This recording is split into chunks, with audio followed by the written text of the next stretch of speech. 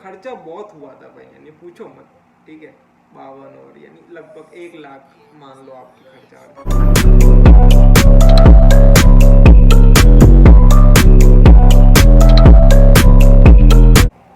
Hello everyone, welcome to alpha maths and vlogs. I hope you guys are doing absolutely fantastic. तो आज की ये video basically होने वाली है कि क्या क्या डॉक्यूमेंट्स आपको चाहिए जब आप ट्रैवल कर रहे हैं इंडिया से फिलीपींस के लिए या फिर कोई और कंट्री के लिए। मैंने बेसिकली फ़िलीपींस के लिए ट्रैवल किया, तो मैं क्या क्या चीज़ें मुझे यानी क्या क्या ज़रूरत पड़ी, बेसिकली मैंने टिकट कहाँ से ख़रीदी, तो ये सब आज इस वीडियो में मैं डिस्कस करने वाला हूँ। तो होप कि आपको फ्यूचर में इससे थोड़ी बहुत हेल्प मिल जाए। तो बिना किसी देरी के चलिए वीडियो को शुरू करते हैं। सो फर्स्ट थिंग फर्स्ट, मैंने टिकट कहाँ से बुक करी। तो एक्चुअली ये हुआ था कि मैंने 2 से 3 से 4 एजेंट से मैंने ये बात पूछ रखी थी कि मुझे टिकट चाहिए इन फॉलोइंग डेट पे। हम 3 जने या 4 जने हम जाना चाहते हैं इस डेट को, तो आप कितना हमें प्राइस दोगे। तो ऐसा कुछ होता है कि ग्रुप रेट्स में भी कुछ चेंजेस आते हैं वगैरह वगैरह, लेकिन हमें तो ठीक है, बढ़ गई थोड़ा 52K के आसपास, तो तब सही पड़ा था। अभी शायद थोड़ा कम हो गया है मेरे हिसाब से, जहाँ तक मुझे सुनने में आया तो 50K के अंदर दे देते हैं टिकट। तो मैं वैसे प्लेटफॉर्म पे किसी ट्रैवल एजेंट का नाम नहीं लेना चाहूँगा, क्योंकि there are so many travel agents. लेकिन बात जहाँ तक आती है कि फ़्लाइट्स कैसी थी, आपको क्या दिक्कत तो नहीं आई वगैरह वगैरह करके, टिकट कितने दिन में इशू हो जाती है, कोई फ्रॉड तो नहीं, क्योंकि बहुत सी बातें तो फ्रॉड को लेके भी होती है। ठीक है, तो फ्रॉड तो नहीं है। वैसे मैंने क्या किया था बेसिकली कि पहले मैंने थोड़ा अमाउंट पे किया था, फिर मैंने रिजर्वेशन करा लिया था। उसके बाद जब टिकट आए उसके बाद मैंने बाकी का अमाउंट पे कर दिया। ठीक है, अब सेकंड बात होती है कि वो आपको डेट देते हैं, आपको वो ऑलरेडी बोल देंगे कि आपको क्या क्या लाना है।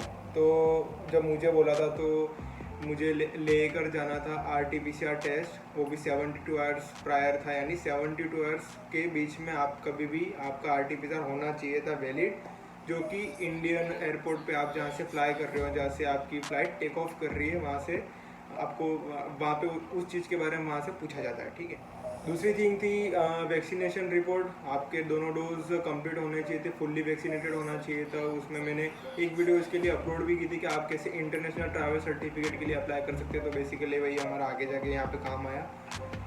तीसरी तो टिकट तो आपको उसकी प्रिंट आउट निकलवानी ही है, और जहाँ तक मैं बता दूँ तो मुझे 32 kg plus 7 kg hand bag में मिला था, और 32 kg में लगेज में ले जा सकता था। अब आती है बात कि मैं फ्लाई कहाँ से कर रहा हूँ। तो बेसिकली ये चार्टर फ्लाइट थी, तो हाँ, ये दिल्ली से फिलीपींस के लिए फ्लाई कर रही थी। अभी शायद कुछ अपडेट्स मेरे पे भी आई है कि मनीला से अमृतसर भी कोई फ़्लाइट है, और अमृतसर से तो होपफुली कि अभी जैसे जयपुर हो गया, अहमदाबाद हो गया, मुंबई हो गया, होपफुली कि आने वाले समय में 1-2 महीने में वहाँ से भी फ़्लाइट चालू हो जाए। हाँ, तो सेकेंडली अब बात आती है कि हमको जो दिल्ली एयरपोर्ट है वहाँ पे जाके क्या क्या चीज़ें फेस करनी पड़ी है, क्या क्या चीज़ें हमें पूछी गई। तो बेसिकली मैं आपको ऑलरेडी बता चुका हूँ कि vaccination report, RT-PCR test negative आपको होना चाहिए, और उसी के साथ में टिकट। ये तीन ही चीज़ पूछते हैं बेसिकली इंडियन एयरपोर्ट पे। लेकिन हाँ, और लगेज आपका एक्सीड नहीं होना चाहिए 32 kg से ज़्यादा। वैसे मेरा 34 था, तो उन्होंने अलाउ कर दिया, मैक्सिमम वो 35 तक मेरे हिसाब से अलाउ कर दिया, but don't take any risk. इसमें रिस्क बहुत ज़्यादा है, क्योंकि वो हर वेट के हिसाब से आपसे पैसा ले सकते हैं। कुछ उसका 1000 रुपीज़ के आसपास कुछ रखता है पर केजी। तो इससे अच्छा तो आप वही है कि जितना आपको अलाउंस दिया जाए उतना ही आप लेकर जाए। तीसरी चाहती थी कि आप एयरपोर्ट पे कितना जल्दी पहुंच जाए। तो बेसिकली मेरी थी फ़्लाइट 10:30 की, तो मैं पहुंच गया था 6:37 के आसपास। ठीक है, 4 घंटे पहले, क्योंकि पता नहीं था ना, बहुत टाइम से ट्रैवल नहीं किया था, तो ओमिक्रॉन वगैरह का भी सीन था इंडिया में, तो कितना टाइम लग जाएगा, क्योंकि आने वाले पैसेंजर्स पे तो अभी शायद कुछ ट्रैवल बैन लगा हुआ है 31 जनवरी तक। तो हाँ, तो मैं थोड़ा पहले चला गया था। मेरे फ्रेंड्स भी आ गए थे वैसे टाइम पे। लेकिन हमारे साथ सीन ये हो गया कि आप ऑलरेडी इस ब्लॉग में उसको देख चुके होंगे कि ट्रैवल ये जो 10:30 था वो टाइम शिफ्ट होकर 12 हो गया था रात की। तो हाँ, बस थोड़ा बहुत वहाँ पे हमको थोड़ी दिक्कत हुई थी, लेकिन ठीक है वो। तो तीसरी बात आती है फ़्लाइट की ड्यूरेशन को लेके। तो हाँ, ये 7.5-8 घंटे की फ़्लाइट है दिल्ली से मनीला फ़िलीपींस के लिए, और सुबह हम लगभग 8 बजे के आसपास, 8 साढ़े 8 के आसपास यहाँ पे टच हो गए थे इंडियन टाइम के अकॉर्डिंग। और हाँ, रिफ्यूलिंग के लिए 1 घंटा ये होल्ड करती है, जैसे बैंकॉक हो गया, मलेशिया हो गया। तो हमारे तो बैंकॉक में रिफ्यूलिंग के लिए गई थी, जैसे मेरी थी पैन पैसिफिक एयरलाइंस बोर्ड, जो हमें जो बोर्डिंग पास लिया था उस पर तो लिखा था एयर इंडिया, शायद एयर इंडिया के अंडर ये, यानी एयर इंडिया का जो केबिन था उसके अकॉर्डिंग ही इसको सब बांट रखा था उन्होंने, क्या सेटिंग कर रखी थी पैन पैसिफिक वाले। क्योंकि चार्टर फ्लाइट का क्या फिक्स एक चार्ज होता है कि आप जितने भी घंटे रहना चाहो एयरपोर्ट पे उसका एक अलग से चार्ज लगता है, तो उनको उस हिसाब से डील करना पड़ता है। तो जल्दी जल्दी वो सब कुछ कर रहे थे लेकिन वहाँ पे भी चेक इन अच्छी खासी हुई थी। इंडिया में भी टाइम अच्छा खासा लग गया था, वहाँ पे 2-3 जने भी खड़े थे, लेकिन टाइम तो लगा था वहाँ भी, कम से कम 1-1.5 घंटा लग गया था सिर्फ बोर्डिंग पास लेने में। तो गाइस फिलीपींस है ना, लैंड करने के बाद आपको इमिग्रेशन पे जाना पड़ता है सबसे पहले। लेकिन इस बार ये हुआ कि फिलीपींस का एक रूल है कि आप अगर कंट्री को एग्जिट करते हैं 1 साल में तो आपको कुछ चार्ज होता है स्टूडेंट के अकॉर्डिंग 1920 यानी 1920 यहाँ की करेंसी पीसों में, जो कि अप्रोक्स पता नहीं कितना होता है, लगभग 1970 2000 रुपीज़ मान लो मोटा मोटा, ठीक है। तो इतना लग जाता है एग्जिट, यानी दूसरे देशों का तो नहीं है लेकिन इस देश का हाँ ये है, इस कंट्री का ये एक नया रूल है। नया रूल तो क्या, यानी इनका एक रूल है कि हाँ ये लेते हैं। अब बात ये हुई कि वो 6 मंथ के लिए वैलिड होता है। मैंने लास्ट टाइम फ्लाई किया था इंडिया के लिए अप्रैल में, और मुझे दिसंबर में यानी मैं दिसंबर में वापस अभी फिलीपींस में आया, तो ये अप्रोक्स 8 महीने के आसपास हो गए। तो उन्होंने 2100 पीसो वापस हमसे लिए। तो हाँ, तुम्हें अगर आप आ रहे हो तो आपके पास थोड़ा यहाँ की करेंसी में कैश होना चाहिए। ऐसे तो आपको कोई प्रॉब्लम नहीं होती क्योंकि हर एयरपोर्ट पे करेंसी एक्सचेंज करके सिस्टम लगा रहता है। तो आप वहाँ पे डॉलर्स या फिर आपके पास जो भी मनी है रुपीस में, आप उनको दे के वहाँ की करेंसी खरीद सकते हो। लेकिन बेसिकली क्या होता है कि इंडियन रुपये की इकोनॉमी काफ़ी लो है, और फिलीपींस की भले वो बहुत, यानी मैंने भी सुना हुआ कि गरीब देश कहा जाता है, लेकिन इसकी इकोनॉमी इंडिया से तो हाई ही है नो डाउट। तो जैसे मैंने जब एयरपोर्ट पे करेंसी एक्सचेंज के लिए पूछा था तो 500 रुपये का सिर्फ वो दे रहे थे, 150 यहाँ की करेंसी पीसों में। तो वो काफ़ी कम था क्योंकि 300 पीसों के आसपास मिलता, तो जस्ट आधी रेट में दे रहे थे वो। तो मेरी फ्रेंड ने फिर डॉलर वगैरह एक्सचेंज कराए थे, तो फिर वहाँ से मैंने उसके पास से फिर लिए, तब के लिए मैंने कब काम चला लिया। तो आपके पास बेसिकली कैश होना चाहिए, नहीं तो डॉलर खरीद के लाओ, कोई दिक्कत नहीं होती। डॉलर की तो सेम यानी अच्छी खासी रेट मिल जाती है, कोई दिक्कत नहीं होती, लेकिन वो कम ही देते हैं, ऑनलाइन जो रेट चलती है उससे कम ही देते हैं। अब बात है कि ये सब हो गया, उसके बाद में आपको चैम्बर्स में ले जाएंगे, ठीक है। अब चैम्बर्स में आपको क्या दिखाना होता है, वन हेल्थ पास। तो वन हेल्थ पास क्या चीज़ है, तो वन हेल्थ पास तो काफ़ी बड़ा होता है, लेकिन मैं आपको सबसे मेन चीज़ इसकी बता देता हूँ। तो आपको नाम हो गया, सही से आपको आपका नाम लिखना, उसके बाद एड्रेस हो गया, फिलीपींस में आप कहाँ पे रह रहे हो आपको उसका एड्रेस लिखना, उसके बाद में हो गया ईमेल आईडी, सही से ईमेल भरना क्योंकि मैंने बहुत गलती कर दी थी इसमें, सिर्फ 1 लेटर मिसिंग था, उसकी वजह से मेरे पे वेरिफिकेशन का वो आया नहीं मेल। और लेकिन मैंने बाद में बहुत ही, यानी मेरे फ्रेंड्स ने भी मेरी काफ़ी हेल्प की थी होटल में, यतीन और यूजिन, यानी तो thanks to both of you. उनकी वजह से ही मैं फिर घर पे भी आ सका। तो आपके साथ फ्रेंड्स भी होने चाहिए, तो क्योंकि वो ज़रूरत में आपके हेल्प कर सके। उसके बाद लेकिन ईमेल सही से बोलो, ठीक है। उसके बाद हो गया कि मेन RT-PCR की जो होता है ना JPG फॉर्म में आपको उसको अपलोड करना पड़ता है। उसके बाद हो गया वैक्सीनेशन सर्टिफिकेट को भी आपको उसमें अपलोड करना पड़ता है, वो देखते हो चीज़ में। फिर आपको मिलता है OSS नंबर। हाँ, इससे पहले एक चीज़ होती है होटल्स। फिलीपींस ने 300 होटल्स को यानी मान्यता दी हुई है यहाँ पे कि हाँ ये इन होटल में यानी आप जा सकते हो। DOT कहते हैं, यानी डिपार्टमेंट ऑफ करके DOH या DOT, department of health, yes DOH। तो वहाँ पे यानी जब जो भी क्वारंटाइन होटल्स है उनकी पूरी लिस्ट होती है, आप वहाँ पे सेलेक्ट कर सकते हैं कि आपके घर के पास में कौन सी होटल्स है सबसे बेस्ट, सबसे सेफ। तो मैंने बेसिकली होटल सोगो जूनियर, जो कि अलाबंग इसकी ब्रांच है, वहाँ पे मैंने इसके लिए अप्लाई किया था। और उसके पहले मैंने देखा था यूरोटेल करके भी एक होटल है जो कि नज़दीकी है मेरे घर से, लगभग 4 किलोमीटर, साउथ मॉल के जस्ट सामने वाली होटल। और जैसा डिफरेंट बहुत सारी अलग अलग यूनिवर्सिटी के अलग अलग यानी वो होते हैं। जैसे फिलीपींस में जैसे मैं तो पढ़ता हूँ परपेचुअल में, ठीक है। और मैं रहता हूँ लास पिनास में, तो मेरे पास तो ये सब होटल है। अब कोई पढ़ता है आमा में, तो उसके सराउंडिंग में फिर मनीला में कुछ अलग से, यानी होटल सोगो भी काफ़ी ब्रांच है उसके बाद में। और एजेंट्स खुद भी देते हैं, लेकिन बेटर है कि आप खुद से लें। मैंने खुद से लिया और थोड़े बहुत पैसे भी बचा है, तो बेटर है कि आप खुद से लें। मैं तो वही आपको बोलूँगा कि खुद से लेना ही सही है। हमने भी कहा था कि एजेंट से ले लेते हैं थोड़ा बहुत, लेकिन 5 डेज़ क्वारंटाइन, 6 डे आपकी रिपोर्ट आ जाएगी, आप घर पे जा सकते हो अगर नेगेटिव आए तो, ठीक है। तो ये सब चीज़ें रहती है। और हमारे होटल के लिए थोड़ा बहुत चक्कर था, तो हमने फिर वहाँ पे आपके लिए बैठे रहते कस्टमर केयर के लिए, तो हम वहाँ पे गए। हमने कहा कि मैम हमको ये वाली होटल चाहिए, वो आपको बाकायदा प्राइस वाइस सब कुछ डिटेल्स में बताते हैं। तो आप जाके वहाँ पे फिर बोल सकते हैं कि मैम आप क्या ये होटल के लिए हमें बुक करवा सकते हैं, तो वो आपको ट्राई करेंगे।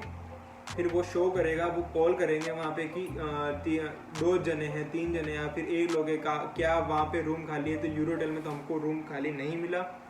मेरे बाद भी 2-3 बच्चा है, उनको भी नहीं मिला। तो फाइनली उनको भी हमने वही रिकमेंड किया कि आप होटल सोगो जूनियर में ही रहे। तो बेसिकली वो अच्छी होटल है। वैसे तो मुझे पड़ा जैसे एक दिन का 1200 पीसो प्लस RT-PCR 2500, उसके बाद लग गया हमारा ये क्लियरेंस का भी 2100 पीसो। उसके बाद खाना वाना सब मिला के मेरा 12,000 पीसो में हो गया, और एजेंट के हिसाब से हमें 15,000 पीसो, तो 3,000 पीसो, ऑलमोस्ट 5,000 रुपये हमने यहाँ पे बचा दिए सीधे सीधे। अब बात आती है कि आपको जाना होता है एयरपोर्ट से, ठीक है। तो आपका ये सब हो जाएगा, बुक हो जाएगा, आप सीधे फिर वहाँ से निकल सकते हो, नो डाउट। लेकिन अब एक और सिस्टम इन्होंने बैठा रखा है कि एयरपोर्ट की खुद की टैक्सीज होती है, ना कि आप ग्रैब या उबर कुछ बुक कर सकते हैं यहाँ से। यहाँ पे ग्रैब और उबर जो चलती है आप नहीं बुक कर सकते। एयरपोर्ट की खुद की टैक्सी होती है, वो आपको ले जाके आपके होटल पे छोड़ेगी। पैसे ज़्यादा ही लेती है ऑब्वियसली। हम 3 जने में तो 1000 पीस उन्होंने ले लिए थे। 1010 मैंने बोला कि 1000 ले लो, उन्होंने बोला कि 10 यानी 10 पीसों भी लिए, ठीक है।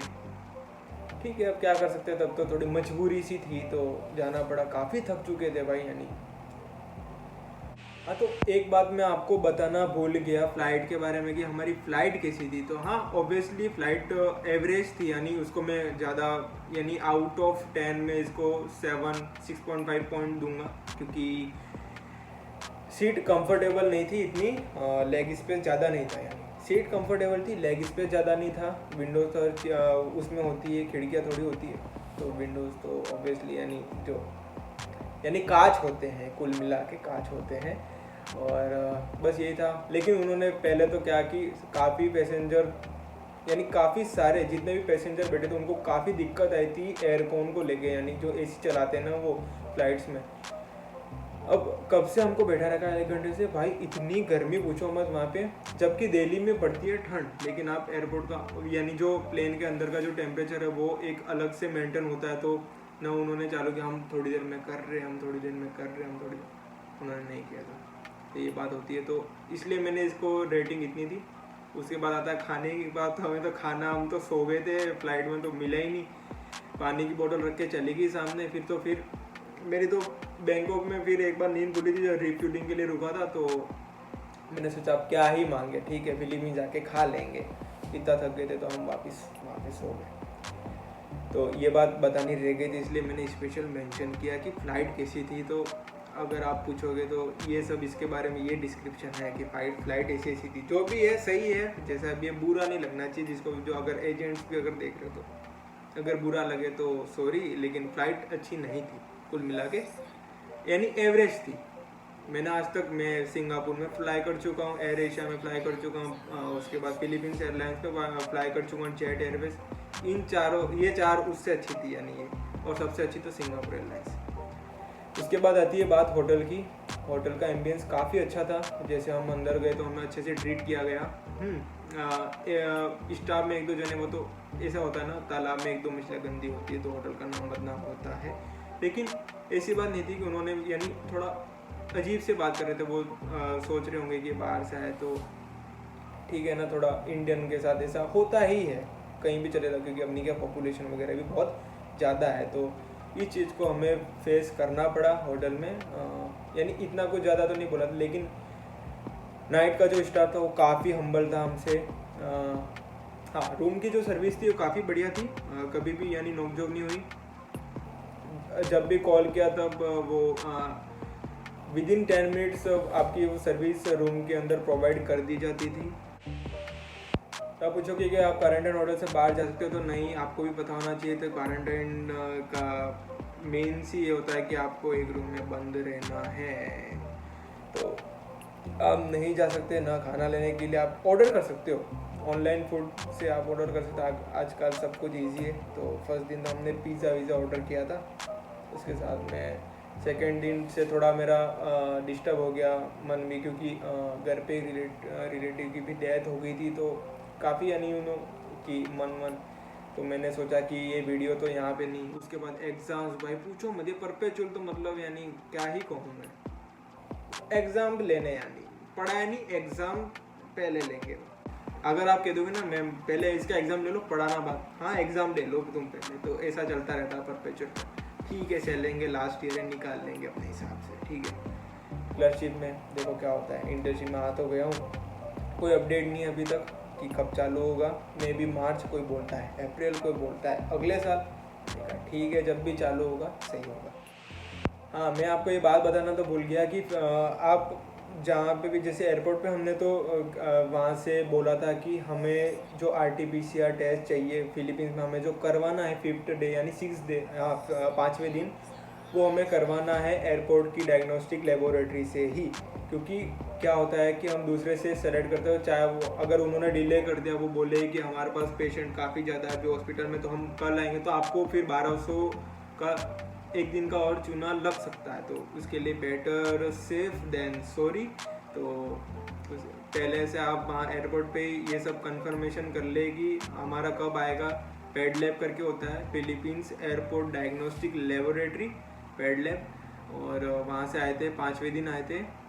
वो भी हम्बल तो नहीं थे, कैश वहाँ भी मेरे पास तो कैश नहीं था, बताओ। उसके बाद यतीन ने किया था कैश का जुगाड़, ऑनलाइन कराया था। तो यतीन तो भाई गजब का आदमी है, ठीक है। Yatin Gupta, if you are watching this video, love you man. उसके बाद खर्चा तो उसने उठाया। उसके बाद मेरा फ्रेंड भी आया था, तो जो रूममेट है अंकुश, और हमारे 1-2 फ्रेंड्स और आए थे, तो उनको भी काफ़ी शुक्रिया, काफ़ी धन्यवाद कि वो खाना वाना भी लेके आए थे। तो 1-2 दिन का तो खर्चा वहाँ भी बच गया। तो खर्चा बहुत हुआ था भाई, यानी पूछो मत, ठीक है। 52 और यानी लगभग 1 लाख मान लो आपकी खर्चा। वीज़ा भी तो इसमें इंक्लूड है, फिर 1 लाख में वीज़ा भी आ गया। आपने जो यहाँ के रिन्यूअल प्रोसेस में डालते हो ना, वीज़ा भी आ गया इसमें। अब क्या बात रह गई, हाँ तो बस ये सब बातें थी। 6th डे वो आपको पूछेंगे कि आफ्टर लंच बिफोर लंच। मेरी तो पहले समझ में नहीं आया कि वो डफोर्ड से थे थोड़े, यानी nursing department and all. I respect nursing department, no doubt, but क्या मतलब था यानी बिफोर लंच आफ्टर लंच। मैंने कहा कभी भी दो ना, जल्दी दो। हमने कहा था कि जल्दी दो, तो बिफोर लंच, आफ्टर लंच की तो बात ही नहीं आती, फिर भी बोल रहे थे। मैंने कहा ठीक है, थोड़ी इनके क्या होता है ये सब सिस्टम, एक तो धीरे और बोलते हैं, इनको क्या समझ और नहीं आती। तो जो फिलीपींस में ऑलरेडी रह चुका उसको तो पता ही होगा यहाँ का थोड़ा एक्सेंट धीमा सा, तो इस तरह से आप बोल के उनको फिर कन्वर्सेशन कर सकते हो उनसे। इंग्लिश तो बोलते ही है सब हर कोई। So if you like this video don't forget to hit the like button. नए हो कमेंट करो, शेयर करो एंड सब्सक्राइब करके जाना है चैनल को। Next video is about NMC registration process, जो कि मैंने काफ़ी कुछ इन्फॉर्मेशन वहाँ से भी कलेक्ट किए, तो होपफुली मैं 2-3 दिन में उसकी भी वीडियो बना के डाल दूँगा। And up to that, peace out, bye bye.